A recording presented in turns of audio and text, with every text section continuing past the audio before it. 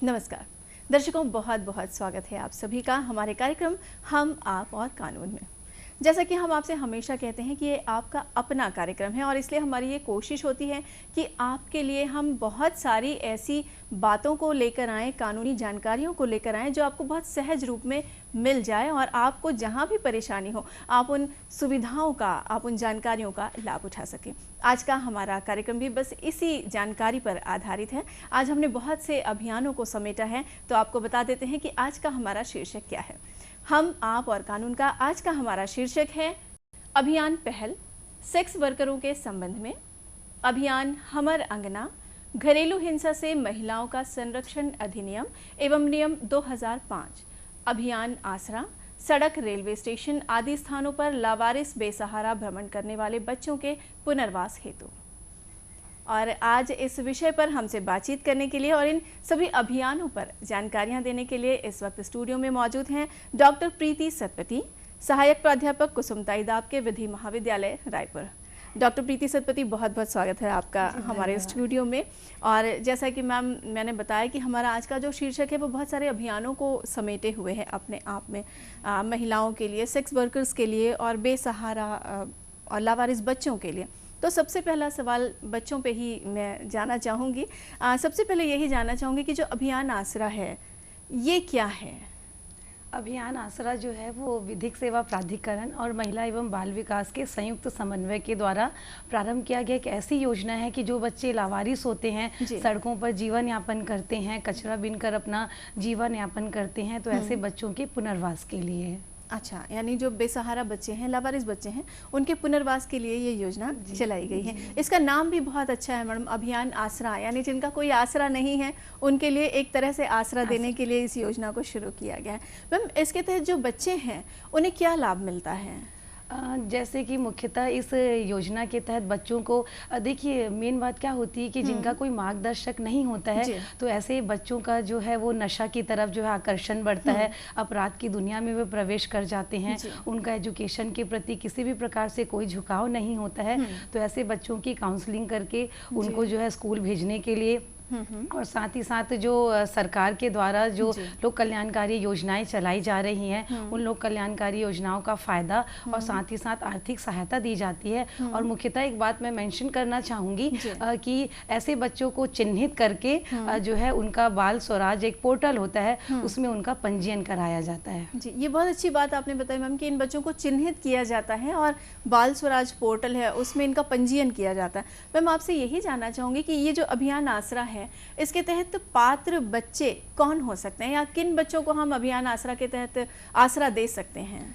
ऐसे बच्चे जिनके माता पिता का देहांत हो गया है या जो अनाथ हैं, ऐसे बच्चे जो एकल माता पिता या पिता में से किसी की मृत्यु हो गई है, ऐसे बच्चे जिनके माता पिता जेल में हैं या किसी गंभीर बीमारी से ग्रसित हैं, ऐसे बच्चे जो एड्स से पीड़ित हैं या फिर मानसिक और शारीरिक रूप से दिव्यांग हैं, तो ऐसे बच्चों को जो है इस योजना के तहत पात्र माना जाता है और उनको इस योजना का फायदा मिलता है। जी मैम, जैसे आपने योजना के फायदे की बात कही, लाभ की बात कही, तो क्या इस योजना में ऐसा भी कुछ है कि इन बच्चों को आर्थिक सहायता का कोई प्रावधान है इस योजना के तहत? जी प्रीति जी, इस योजना के तहत जो है उनको आर्थिक सहायता भी दी जाती है सरकार की लोक कल्याणकारी योजनाओं के तहत। ऐसे परिवार जहां पर 2 से अधिक बच्चे हैं तो उनको जो है 2 बच्चों को जो है प्रति माह 2,000 रुपये तक का जो है सहायता दी जाती है। और साथ ही साथ यदि जहां 2 से अधिक बच्चे हैं तो वहां पर जो लड़कियों हैं उनको प्राथमिकता दी जाती है।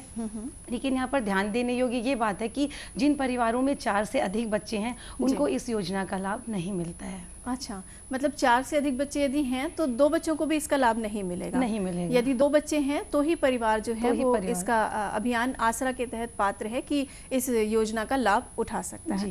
मैम, जैसे हम बात करें 4 बच्चों की, 2 बच्चों की और परिवार की, तो ये जानना चाहूँगी आपसे मैं कि इसके अंतर्गत हम परिवार की जो वार्षिक आय है, क्या उसके संबंध में भी कोई प्रावधान है कि यदि किसी परिवार की वार्षिक आय इतनी है तो ही उन्हें अभियान आसरा के तहत कोई लाभ मिल सकता है? जी जी, ये इस योजना के अंतर्गत वार्षिक आय के लिए भी जो है एक लिमिटेशन बनाई गई है। जैसे कि जो परिवार जो ग्रामीण क्षेत्रों में रहते हैं उनके लिए जो 23,000 रुपये की जो है वार्षिक आय होनी चाहिए, और शहरी क्षेत्र में या महानगरीय क्षेत्रों में रहने वाले जो परिवार है उनकी वार्षिक आय 36,000 रुपये, और उसके साथ ही साथ जो अन्य नगरों में रहते हैं उनके लिए वार्षिक आय 33,000 रुपये की सीमा निर्धारित कर दी गई है। इसी के अंतर्गत जो परिवार आएंगे उन्हीं को इस योजना का लाभ मिलेगा। यानी वार्षिक आय का निर्धारण है और जो इस सीमा में आते हैं उन्हीं परिवारों को अभियान आसरा का जो लाभ है वो दिया जा सकता है।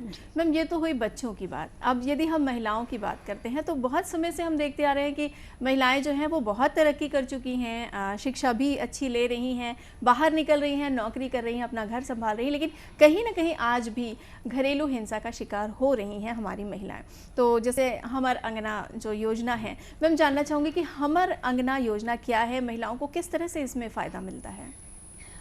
हमर अंगना योजना जो है वो ऐसी महिलाएं जो कि घरेलू हिंसा से पीड़ित रहती हैं, प्रभावित रहती हैं, उनके पुनर्वास के लिए ये व्यवस्था बनाई गई है ताकि सरकार की जो लोक कल्याणकारी योजनाओं का उनको फ़ायदा हो। क्योंकि क्या होता है, देखा जाता है कि जो घरेलू हिंसा से पीड़ित महिलाएं रहती हैं वो आवाज़ नहीं उठा सकती हैं, है ना। तो ऐसी स्थिति में उनको किस प्रकार से विधिक सहायता मिले, विधिक उपचार मिले, निःशुल्क सहायता मिले, इसके संबंध में हमर अंगना योजना जो है इससे जुड़ा हुआ है। यानी महिलाएं जो हैं वो घरेलू हिंसा का शिकार यदि होती हैं तो वो यहाँ अपील कर सकती हैं, उनके लिए न्याय की सुविधा है हमर अंगना के तहत। अब मैम, हमर अंगना इसमें घरेलू हिंसा को किस प्रकार से वर्णित किया गया, या मैं कहूँ कि हम कैसे समझ सकते हैं कि कौन सी जो हिंसा है वो घरेलू हिंसा के अंतर्गत आती है? जी जी, बहुत अच्छा प्रश्न है आपका। ये घरेलू हिंसा बेसिकली जो परिवार के सदस्य या नातेदार होते हैं उनके द्वारा की गई किसी महिला पर हिंसा है, जो कि शारीरिक रूप से हो सकती है, मारपीट होती है, उनके साथ आर्थिक हिंसा भी होती है, जैसे कि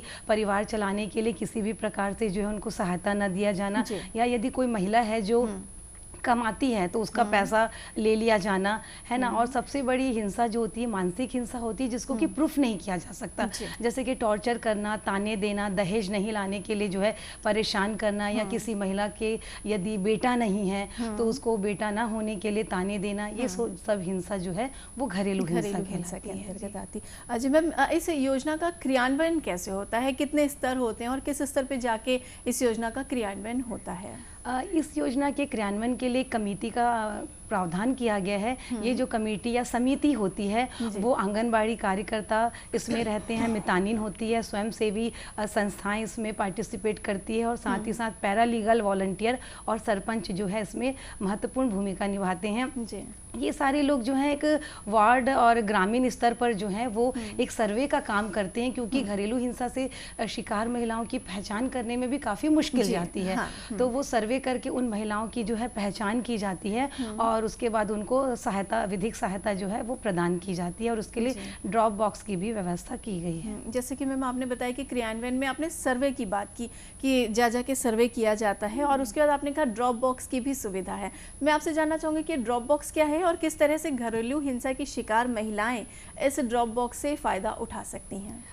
ड्रॉप बॉक्स जो है वो समिति के स्तर पर जो है एक शिकायत पेटी वहाँ पर लगाई जाती है। जैसा कि मैंने अभी आपसे कहा था कि जो महिलाएं हैं वो खुलकर सामने नहीं आ पाती, क्योंकि घरेलू स्तर पर होने वाली जो शिकायतें होती हैं उसमें महिला यदि सामने आती है शिकायत करने तो कहीं ना कहीं जो है पारिवारिक बिखराव की स्थिति होती है।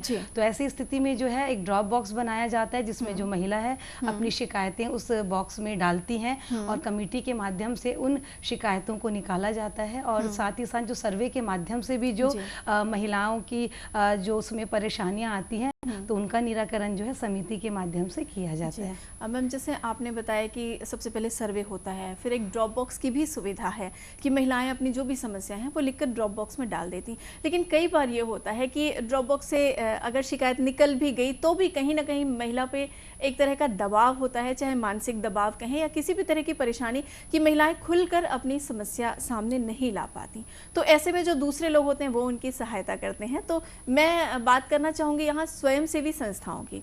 तो क्या स्वयंसेवी संस्थाएं जो हैं वो भी आगे आकर इस तरह घरेलू हिंसा की जो शिकार महिलाएं हैं उनकी मदद कर सकती हैं, या हमर अंगना के तहत भी स्वयंसेवी संस्थाओं का कोई योगदान होता है, उनकी कोई भूमिका होती है? यदि है तो मैम कृपया बताएं आप। जी, स्वयंसेवी संस्थाओं की जो है महत्वपूर्ण भूमिका है। जैसे कि मैंने अभी आपको बताया कि एक कमेटी होती है जिसके माध्यम से सारी शिकायतों का निवारण होता है। तो उस कमेटी में जो स्थानीय संस्थाएं होती हैं, जो स्वयंसेवी संस्थाएं होती हैं, वो भी अपनी सहभागिता निभाती हैं। क्योंकि एक्चुअल में होता ये है कि जो योजनाएं होती हैं उनका क्रियान्वयन सही तरीके से नहीं हो पाता या काफ़ी कठिनाई जाती है। तो ऐसी स्थिति में स्वयंसेवी संस्थाओं के माध्यम से उन योजनाओं के क्रियान्वयन में काफ़ी सरलता हो जाती है, क्योंकि ये समाज सेवा के क्षेत्र से जुड़े हुए लोग रहते हैं, जमीनी स्तर पर कार्य करने वाले लोग होते हैं, तो काफ़ी सहायता होती है योजनाओं का संचालन इनके द्वारा किया जाना। यानी जहां एक तरह के समन्वयन की ज़रूरत है, संयोजकों की ज़रूरत है, तो वहां हमारी ये स्वयंसेवी संस्थाएं मदद कर सकती हैं। जो घरेलू हिंसा की शिकार महिला है और जो विधिक सहायता है, हमर अंगना जो योजना है, इन दोनों में एक तरह से सामंजस्य बिठाने का काम जो है वो स्वयंसेवी संस्थाएं कर सकती हैं। जी मैम, आपसे अब ये जानना चाहूँगी कि हमर अंगना योजना के तहत महिलाओं को किस प्रकार की सहायता उपलब्ध कराई जाती है, या किस प्रकार की सुविधाएं हैं जो इन महिलाओं को मुहैया कराई जाती हैं हमर अंगना योजना के तहत? हमर अंगना योजना के तहत जो पीड़ित महिलाएं होती हैं, जो घरेलू हिंसा का शिकार होती हैं, तो ऐसी महिलाओं को जो है कानूनी सहायता उपलब्ध कराना, पुलिस और न्यायालय की सहायता जो है इस योजना के माध्यम से मिलती है। साथ ही साथ शासन की लोक कल्याणकारी योजनाओं के तहत उनको आर्थिक सहायता और उनके रोजगार की भी व्यवस्था करने का काम जो है किया जाता है। मैम, घरेलू हिंसा के जो कारण हैं उनके निवारणों के लिए इस योजना में क्या व्यवस्थाएं हैं? देखिए, जैसे कि अभी हम बात कर रहे थे कि घरेलू हिंसा से जो शिकार जो महिलाएं होती है, तो सबसे बड़ी बात ये होती है कि विधिक सेवा प्राधिकरण की इस योजना के तहत सिर्फ जो है योजना के संचालन की बात नहीं की जाती है, घरेलू हिंसा के कारण क्या है इस पर भी फोकस किया जाता है। जैसे कि घरेलू तौर पर जो हिंसाएं होती है वो नशे के कारण, या शराबी पति होता है उसका दुर्व्यवहार इत्यादि बहुत सारे ऐसे घरेलू कारण होते हैं। जैसे कि मैंने शुरुआत में भी बताया था कि दहेज के लिए परेशान करना, या फिर जो है कोई महिला का कोई आर्थिक उसका सोर्स है ना, पैसे नहीं देना, परिवार चलाने के लिए खर्चे नहीं देना, तो ये सब कारणों पर भी फोकस करते हुए जो है, ताकि सिर्फ घरेलू हिंसा से शिकार महिलाओं का जो है पुनर्वास की बात ना हो, घरेलू हिंसा को किस प्रकार रोका जाए इस पर भी जो है ये योजना केंद्रित होती है, और उसके माध्यम से जो है विधिक सहायता और निराकरण किया जाता है। यानी एक महिला यदि घरेलू हिंसा की शिकार है तो किन किन पहलुओं को देखा जा सकता है, उसकी किस तरह की समस्याएं हैं, उन सब पे नज़र डाली जाती है और उसके बाद ही उसका निवारण किया जाता है। ये बहुत अच्छी बात आपने बताई मैम कि हर स्तर पे महिला के लिए यहाँ सुविधाएं भी हैं, सहायता भी है और उसका निवारण भी है। मैम, अब हम बात करेंगे सेक्स वर्कर्स के लिए। जैसे कि हमने पहले ही कहा कि अभियान पहल के विषय में हम आज बात कर रहे हैं, तो अभियान पहल है क्या? अभियान पहल जो है वो मुख्यतः उन लोगों के लिए जो कि समाज से उपेक्षित हैं। समाज से उपेक्षित ऐसे वर्ग, जैसे कि सेक्स वर्कर की हमने बात की है, तो सेक्स वर्कर एक ऐसा वर्ग है जिसको कि समाज में सम्मान की दृष्टि से नहीं देखा जाता है। तो ऐसे लोग जो है समाज की मुख्य धारा से काफ़ी दूर रहते हैं। तो इस योजना के तहत ऐसे लोगों को मुख्य धारा में लाना और उनको कानूनी सहायता के साथ साथ जो है उनके पुनर्वास की व्यवस्था की बात की गई है। जी, यानी जो पहल है वो एक तरह से पहल है, अभियान जो पहल है कि ऐसी महिलाओं को आगे लाना और समाज की मुख्य धारा के साथ उनको जोड़ना। ये बहुत अच्छी बात आपने हमें बताई मैम। अब आपसे ये जानना चाहूँगी कि क्या इस अभियान के तहत सेक्स वर्कर्स के लिए कितनी प्रकार की सहायता हैं या सुविधाएं हैं जो उपलब्ध कराई जाती हैं हाँ अभियान पहल के तहत? अभियान पहल के तहत जो है इनको मुख्यतः जैसे कि मैंने कहा कि मुख्य धारा में लाने के लिए जो जो चीज़ों की आवश्यकता होती है ये पूरी कोशिश इसमें की जाती है।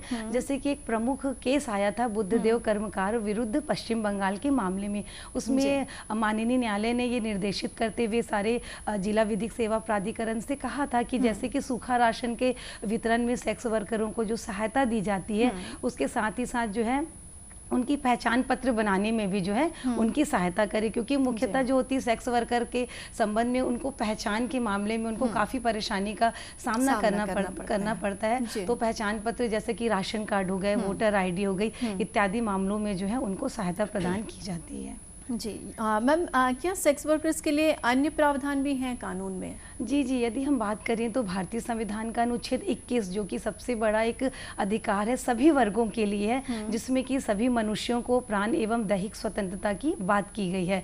और ये अधिकार जो है सिर्फ जीने की हमको स्वतंत्रता नहीं देता है, ये हमको गरिमापूर्ण जीने की स्वतंत्रता देता है। तो सेक्स वर्कर भी एक मनुष्य हैं, तो उनको भी एक गरिमापूर्ण जीवन जीने की स्वतंत्रता है, और साथ ही साथ उनके बच्चों के लिए भी, क्योंकि सबसे ज़्यादा जो सरवाइव करते हैं वो उनके बच्चे होते हैं। तो अभियान पहल के तहत भी जो है उन बच्चों को बाल गृह की बात हो गई है, नाइट केयर की बात हो गई, डे केयर की बात हो गई, तो ये सब व्यवस्था भी अभियान पहल के माध्यम से की गई है। यानी अभियान पहल भी एक तरह से पूरी तरह से सेक्स वर्कर्स को, उनके बच्चों को एक तरह की सुविधा, एक प्रोटेक्शन मुहैया कराता है कि वे भी इस समाज में खुली सांस ले सकें और बहुत अच्छे से जीवन यापन कर सकें।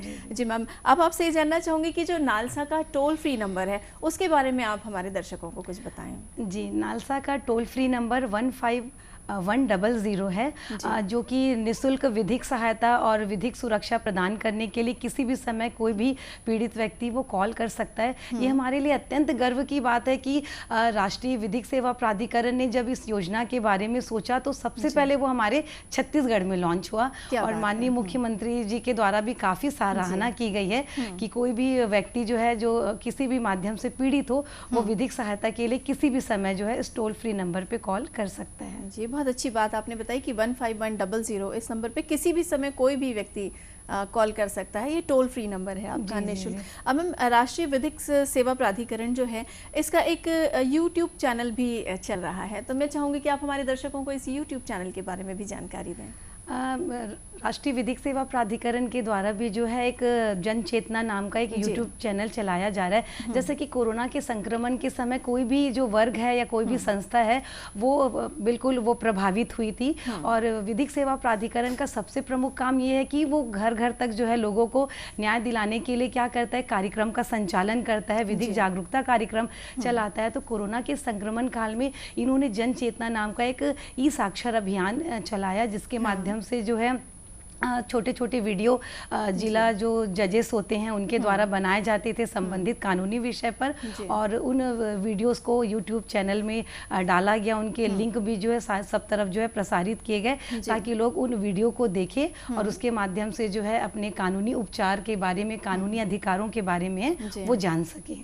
तो मैम, मैं तो यही जोड़ना चाहूँगी इसमें कि शुरू तो भले ही कोरोना के समय में किया गया, लेकिन आज भी इसकी सार्थकता कम नहीं हुई है, क्योंकि कोई भी व्यक्ति है, आज मोबाइल सबके हाथों में है, तो कहीं भी किसी भी समय आप जन चेतना इस YouTube चैनल से जुड़ सकते हैं, और जो भी जानकारी आपको चाहिए, बड़े बड़े जजेस हैं वो आपको जानकारियां दे रहे हैं। मैम, इसी तरह से लोक अदालत के बारे में जानना चाहूँगी कि लोक अदालत भी जो है वो हम सभी जो जन सामान्य हैं इनके लिए बहुत अच्छी सुविधा है, तो आगामी लोक अदालत के विषय में आप कृपया हमें बताएं। जी, सबसे पहले मैं लोक अदालत के बारे में आप लोगों को एक छोटी सी जानकारी देना चाहूँगी।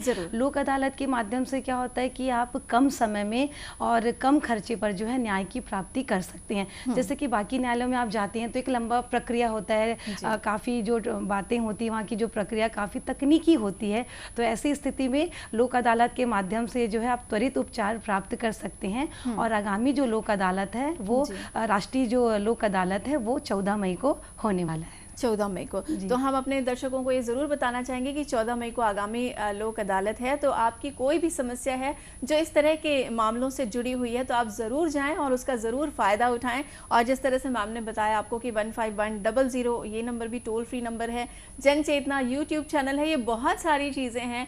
एक तरह से कहेंगे कि जो कानूनी सुविधाएँ हैं, कानूनी जानकारियाँ हैं, वो स्वयं आप तक पहुँच चुकी हैं आपके मोबाइल के माध्यम से और टेलीफोन के माध्यम से। मैम, जो जनोपयोगी सेवाएं हैं इनके बारे में यदि हम बात करें तो जनोपयोगी सेवाओं में यदि कमी की स्थिति होती है तो जैसे हम लोक अदालत की भी बात कर रहे थे, तो इसमें लोक अदालत की उपयोगिता क्या है? देखिए, जैसे कि अभी मैंने लोक अदालत के बारे में बताया, तो ये लोक अदालत होता है, दो प्रकार की लोक अदालतें होती है, एक स्थायी होती है और एक अस्थायी होती है। अस्थायी लोक अदालत जैसे कि अभी हम 14 मई की हम बात करें, एक तिथि के हिसाब से ये निर्धारित की जाती है। और जो स्थायी लोक अदालत हैं, जन उपयोगी सेवाएं जैसे कि परिवहन हो गया, है ना, शिक्षा हो गया, जन आपूर्ति के संबंध में जो सेवाएं हो गई, बैंकिंग हो गया, बीमा हो गया, तो इस प्रकार के बहुत सारे ऐसे टॉपिक होते हैं जो कि जन उपयोग के संबंध में जुड़े होते हैं। और इनकी सेवाओं में यदि किसी भी प्रकार की कमी आती है तो उनके निराकरण के लिए स्थायी लोक अदालत बनाए गए हैं। ये स्थायी लोक अदालत भी त्वरित उपचार देते हैं, क्योंकि हर व्यक्ति जो है वो लंबे कानूनी प्रक्रिया का पालन नहीं कर सकता है। और लोक अदालत की सबसे विशेष बात ये होती है कि ना किसी की जीत ना किसी का हार। मतलब हम साधारण शब्दों में कहें तो लोक अदालत का सार, ना किसी की जीत ना किसी की हार। तो इसमें ना कोई पक्ष हारता नहीं है, दोनों पक्षों के बीच जो है आपसी सुलह और समझौते के माध्यम से जो है वो समस्याओं का निराकरण होता है।